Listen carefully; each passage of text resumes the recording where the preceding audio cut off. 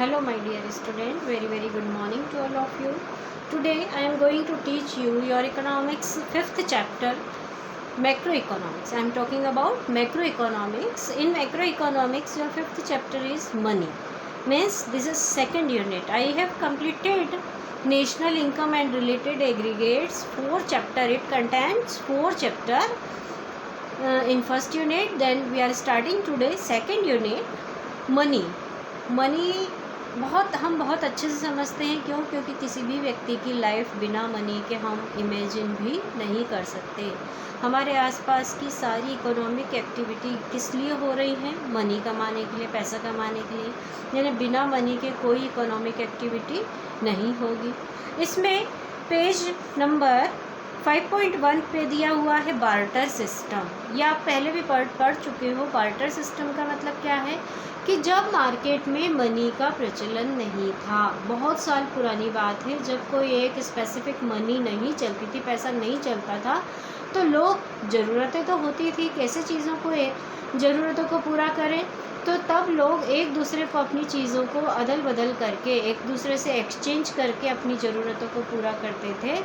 जिसको आटे की ज़रूरत है, किसी दूसरे को चावल की ज़रूरत है, तो आटे वाले ने आटा ले लिया, चावल दे दिया, दूसरे की नीड पूरी हो गई. तो इस प्रकार से जब एक दूसरे की चीज़ें बदल कर अपनी ज़रूरतों को पूरा किया जाता था, तो वो सिस्टम कहलाता था, बार्टर सिस्टम कहलाता था. तो मीनिंग ऑफ बार्टर एक्सचेंज कि in the beginning of civilization, human needs were simple and limited. People used to exchange goods with each other to satisfy their wants. Barter exchange refers to exchange of goods for good. An economy where there is a direct barter of goods and services is called barter economy or CC economy. C stand for commodity. CC economy means commodity to commodity. कि जब बहुत साल पहले, जब सभ्यता बहुत ज़्यादा develop नहीं हुई थी, बहुत ज़्यादा पढ़े लिखे लोग नहीं हुआ करते थे, लोगों की जनसंख्या भी इतनी ज़्यादा नहीं थी, तो उस समय लोगों की ज़रूरतें कम होती थी, तो एक दूसरे से चीज़ें बदल कर वो ज़रूरतों को पूरा कर लेते थे. लेकिन आज तो नहीं किया जा सकता. तो ऐसा समय जब एक दूसरे से चीज़ों को बदल कर ज़रूरतें पूरी होती थी, वो सिस्टम क्या कहलाता था? बार्टर सिस्टम कहलाता था. इसको सीसी मार्केट भी कहते हैं. क्योंकि एक कमोडिटी देकर दूसरी कमोडिटी ली जाती थी, इसलिए इसको सीसी सिस्टम भी कहा जा सकता है या सीसी इकोनॉमी भी कहा जा सकता है. Barter system can work when there exist double coincidence of want. ये सबसे बड़ी प्रॉब्लम है. इसका कभी कभी आपसे 3 नंबर में इस पर शॉर्ट नोट लिखने को आता है. Double coincidence of want means barter system सिर्फ तभी संभव होगा जब दो ऐसे लोग मिलें कि दोनों जो चीज़ें बदलना चाहते हैं उनकी ज़रूरतें भी उन दोनों को ही होनी चाहिए. जैसे मैं जो देना चाहती हूँ उसकी ज़रूरत सामने वाले व्यक्ति को होनी चाहिए, सामने वाला व्यक्ति जो देना चाहता है उसकी ज़रूरत मुझे होनी चाहिए.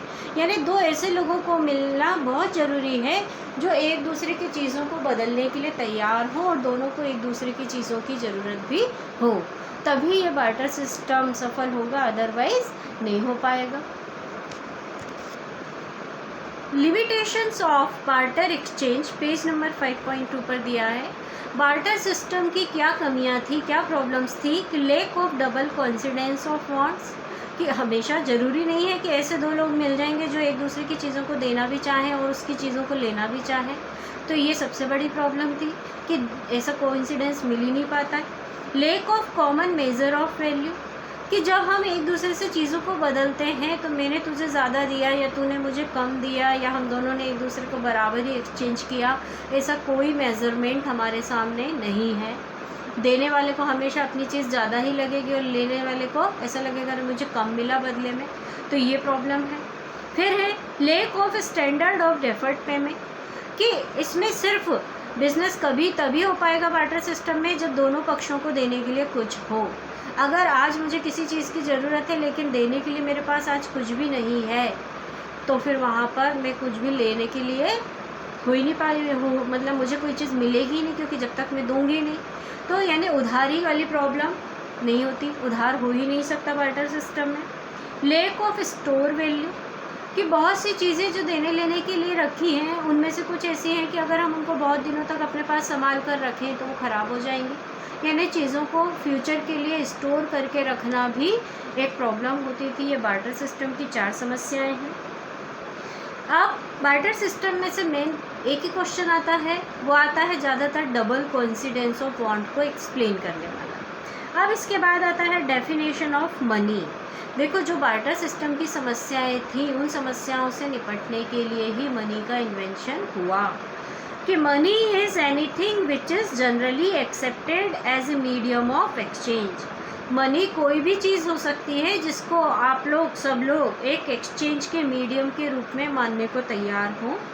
मेज़र ऑफ वैल्यू, स्टोर और वैल्यू और means for standard for differ payment.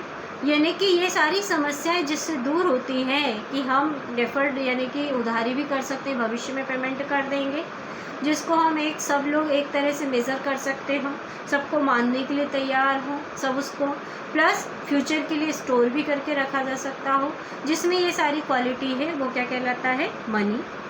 The term money is used to cover all such things like coins, currency notes, check, etc., which are used to conduct business transaction and settlement of business claim। कि money में सारी चीज़ें शामिल हैं जिससे कोई भी business transaction होता है, चाहे वो कॉइन्स हो, चाहे वो नोट्स हो, चाहे वो चेक हो। It must be noted that money can be any commodity chosen by common consent। कि मनी वो चीज़ है जिसको सबने अपनी सहमति दी है, कॉमन कॉन्सेंट जिस चीज़ को मिली है, as an instrument of exchange of goods और सर्विसेज। आज हम जो भी चीज़ खरीदते हैं, किस चीज़ में खरीदते हैं? पैसा देकर ही खरीदते हैं। तो सभी दूर अपने इंडिया में रुपए पैसे चलते हैं, दूसरी जगह कुछ और चलता है, पर सबके यहाँ एक कॉमन वैल्यू है जिसको सब एक साथ एक्सेप्ट एक ही रूप में करते हैं। अब मनी सप्लाई, मेन चीज़ इस चैप्टर की यही है। मनी सप्लाई का मतलब क्या है? Money supply refers to total volume of money held by public at a particular point of time in an economy. कि एक निश्चित समय पर जनता के पास जितना भी मनी के रूप में पैसा है वो सब क्या कहलाता है? मनी सप्लाई कहलाता है। कि टोटल वॉल्यूम ऑफ मनी यानी एक पर्टिकुलर टाइम पर मार्केट में सारी जनता के पास जितनी भी मनी है, जितना भी पैसा है, वो कुल मिलाकर मनी सप्लाई कहलाता है।